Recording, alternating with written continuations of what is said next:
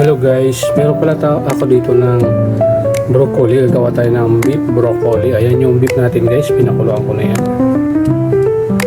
Tsaka sibuyas, gamamit ako ng bawang. Tsaka yung ating bell pepper guys.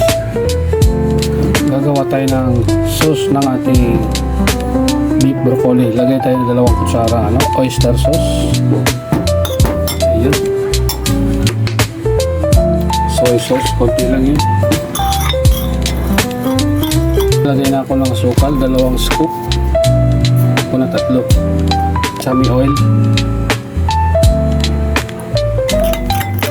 Ayan, combine ko lang to. Naglagay ko ng 1 kutsara cornstarch para lapot na mamaya guys. Bango na ang sauce. Pakuluan ko na yung ating broccoli.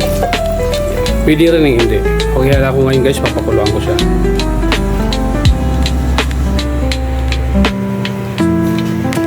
Magad pa pala ako dito ng seasoning.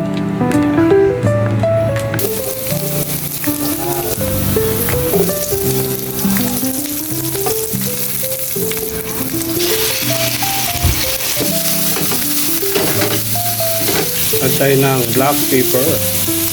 Saka bitchin to guys yan. Konti lang. Saka yung sauce na ginawa ko pala guys, nilagay ko na. Saka yung broccoli. Green na green pa rin guys. Bell pepper. Bali naglagay ako dito ng 1 tasa na dun sa pinagpakulang ko ng aking beef. Guys, luto na yung aking version ko ng aking beef broccoli. Ayan, sana nagustuhan nyo guys.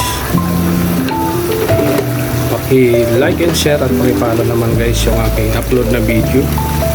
Ayan, salamat nga pala guys sa mga nanonood. Ayan, luto na po yan guys yung ating beef broccoli.